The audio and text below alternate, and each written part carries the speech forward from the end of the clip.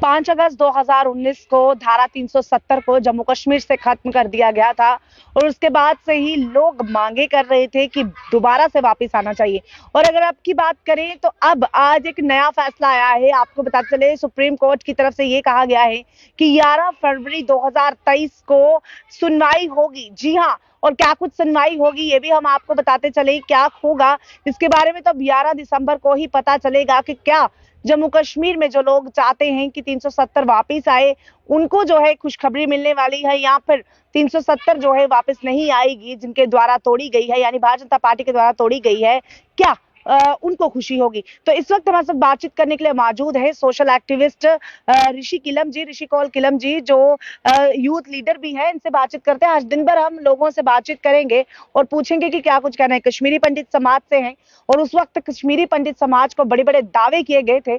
इनसे बातचीत कर लेते हैं कि क्या 370 वापस आनी चाहिए या नहीं। सर, 370 वापस आनी चाहिए? बिल्कुल आनी चाहिए। देखिए, हमारे राइट्स जो है हमें वापस मिलने चाहिए। जम्मू कश्मीर के जो लोगों के राइट्स है वो वापस मिलने चाहिए। आज आप देखिए, जब भाजपा ने 370 हटाया यहाँ से, तो आप मुझे बताइए, उन्होंने बड़े बड़े प्रोमिस किए थे कि नया जम्मू कश्मीर बनेगा, तरक्की की ओर जाएगा, कश्मीरी पंडितों के लिए बहुत अच्छा कुछ देखने को मिलेगा। लेकिन मुझे बताइए, कश्मीरी पंडित तो सफर कर रहे हैं, पीओजे के रिफ्यूजी सफर कर रहे हैं, आंगनवाड़ी वर्कर्स, हमारे जो जितने डेली वेजर भाई है सब सफर कर रहे हैं। किसको नया जम्मू कश्मीर मिला? आज के डेट में जम्मू कश्मीर के हर एक घर से लोग कह रहे हैं कि हमें पुराना जम्मू कश्मीर वापस कर दो।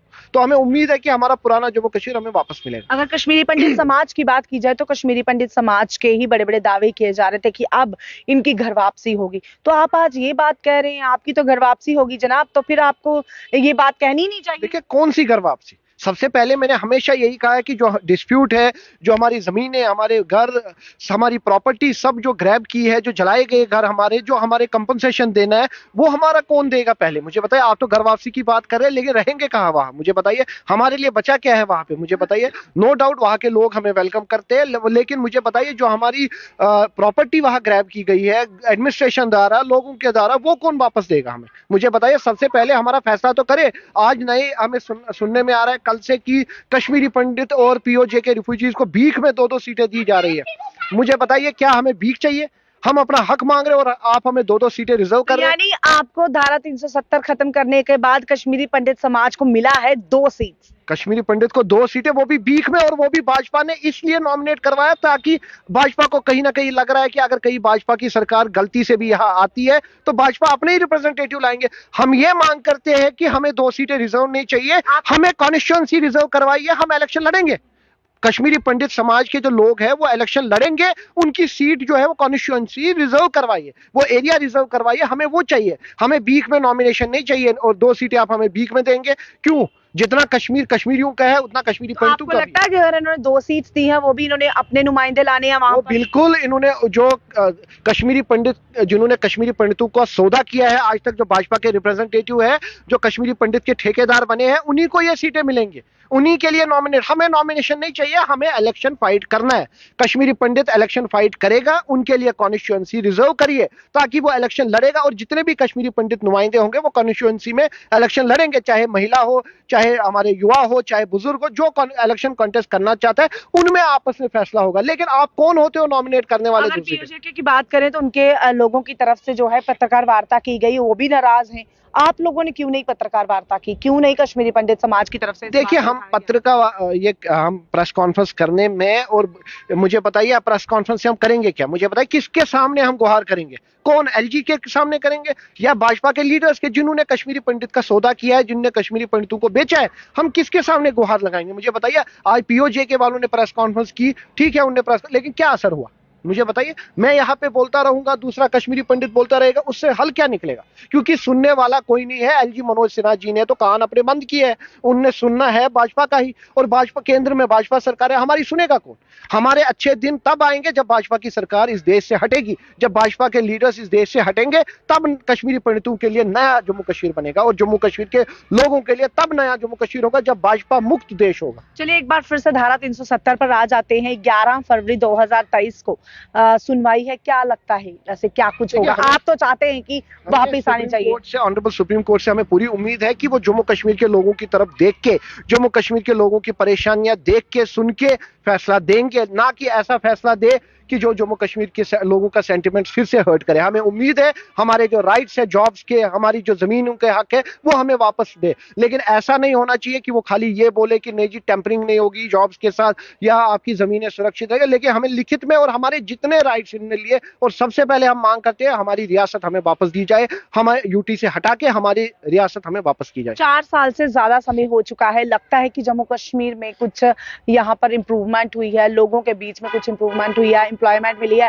हाँ, अगर भारतीय जनता पार्टी के लीडर से बात की जाए तो वो तो बड़े बड़े दावे करते हैं। वो कहते हैं हमने पुल बना दिए हैं, वो कहते हैं हमने सड़कें बना दी हैं, वो कहते हैं हमने बहुत कुछ कर दिया है। लेकिन आप बताएं। देखिए, आप ग्राउंड लेवल पे आप जम्मू सिटी को छोड़ के बाकी अंदरूनी हालत देखिए जम्मू कश्मीर की। मैं कहता हूँ आप डोडा, किश्तवाड़, भद्रवाह, रामबन, रजौरी, पूंछ, या कश्मीर के साउथ कश्मीर या बाकी डिस्ट्रिक्टों में चले जाइए, वहां अंदरूनी हालत देखिए लोगों की। लोगों के पास रोजगार नहीं है, युवाओं के पास रोजगार नहीं है। आप बात किसकी कर रहे हैं? कौन सी डेवलपमेंट? डेवलपमेंट मैंने एक ही इन 5 साल में देखी है। जो भाजपा का लीडर यहाँ पे था, आज वो यहाँ पे है। जिस भाजपा के लीडर के पास साइकिल नहीं था, आज वो मर्सिडीज में, आज वो बड़ी बड़ी गाड़ियों में। वो तरक्की मैंने देखी है, वो मेरे 5 साल में मैंने वो देखा है। जो कॉर्पोरेटर के पास कुछ भी नहीं था, तो आज वो कॉर्पोरेटर ऊपर से ऊपर हो चुका है। आप देखिए वो तरक्की हुई है। भाजपा के लीडर्स की भी जरा एक जांच करिए कि जिसके पास कुछ नहीं था 5 साल में, वो डबल ट्रिपल कैसे हो रहा है।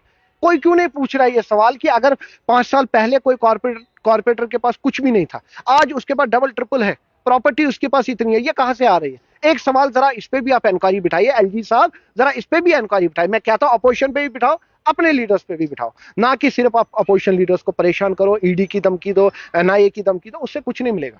अभी फिर से एक बार आपके कश्मीरी पंडित समाज की ओर चले जाते हैं। जिस तरह से आपने कहा 2 सीट्स, अगर 2 सीट्स हैं तो क्या आपको नुकसान है उससे? 100% नुकसान है। मुझे बताइए, वो दो जो कश्मीरी पंडित जिनने अपना परिवार, जिन्होंने कंप्रोमाइज किया है, जो कश्मीरी पंडित 1990 से यहाँ सफर कर रहे हैं, जिनके परिवार के लोग शहीद हुए हैं, वो कहाँ जाएंगे? मुझे बताइए। आपने तो नॉमिनेट करा दिया, आप अपने लोगों को नॉमिनेट उन्हीं को लाओगे जिनने कश्मीरी पंडितों को बर्बाद किया, जिन्होंने देश में कश्मीरी पंडितों को बेचा है। उन कश्मीरी पंडित लीडर्स ने जो भाजपा में है, आप उनको लाओगे दोबारा। लेकिन हम चाहते हैं इलेक्शन करवाओ, हम चाहते हैं कॉन्स्टिट्यूएंसी रिजर्व करवा के आप इलेक्शन करवाओ। आप 2 कॉन्स्टिट्यूएंसी हमें दे दो, 1 कॉन्स्टिट्यूएंसी हमें दे दो, लेकिन बाकायदा चुनाव कराओ। हम चाहते हैं चुनाव कराओ, वो हमारा आखिरी फैसला है। हमें ये बीच में 2 सीटें नहीं चाहिए, हमें चुनाव चाहिए। हम इलेक्शन लड़ेंगे, कॉन्टेस्ट करेंगे कश्मीरी पंडित, तब जाके हमें नॉमिनेट वो सीटें चाहिए। तो लगता नहीं है आपके कश्मीरी पंडित समाज को बाहर निकलना चाहिए? क्योंकि एक बंदे की आवाज कहाँ सुन पाएंगे ये गूंगी बैरी सरकार जो है। अगर आप सब लोग बाहर निकलते हैं, अपने लीडर्स से, अपने सब लीडर्स से उम्मीद करता हूं, हमारे जितने सीनियर लीडर्स हैं उनसे उम्मीद करता हूं कि सियासत छोड़ के कश्मीरी पंडित समाज का सोचे, सियासत छोड़ के अपने कम्युनिटी का सोचे। लेकिन वो नहीं, वो सिर्फ भाजपा के लीडर्स के साथ साथ घूम रहे हैं। उनको लग रहा है बस यही हमारे, लेकिन कश्मीरी पंडित जो ऑलरेडी पिछले 35 साल से सफर कर रहे हैं, अब वक्त आ गया है एकजुट होके, यूनाइट होके, एक प्लेटफॉर्म पे आके, जैसे पीओजे के हैं उनके साथ लड़के, उनके साथ मिलके अपने हक के लिए लड़े। मैं उम्मीद करता हूं कि पीओजे के साथ और बाकी जितने हमारी ऑर्गेनाइजेशन है, सब एकजुट होके एक प्लेटफॉर्म पे आके अपने हक की लड़ाई लड़े, वरना वक्त ऐसा आएगा कि नामो निशान तक हमारी समाज कब मिट जाएगा। तो इस वक्त हमारे साथ बातचीत करने के लिए मौजूद थे सोशल एक्टिविस्ट और यूथ लीडर ऋषि कौल किलम जी, जिनका साफ तौर पर ये कहना है कि धारा 370 खत्म होने के बाद हमें तो भाई कुछ नहीं मिला, उल्टा सब कुछ खत्म हो गया। और वहीं अगर इनकी बात करें तो इनका एक दावा जरूर है। इनका कहना है कि हमें जो 2 सीट्स रिजर्व दी गई हैं, हमें वो नहीं चाहिए, क्योंकि भारतीय जनता पार्टी अपने ही नुमाइंदे लाएंगे जिन्होंने कश्मीरी पंडित समाज का सौदा किया है। इनका कहना है कि हम साफ तौर पर इलेक्शंस में उतरना चाहते हैं और जो लोगों की मन पसंदीदा कैंडिडेट होगा वो सामने उभर कर आएगा। आपको क्या लगता है? कमेंट बॉक्स में कमेंट कर बताएं और ऐसी खबरों के लिए जुड़े रहिए जम्मू परिवर्तन के साथ। तब तक के लिए मुझे दीजिए इजाजत। नमस्कार।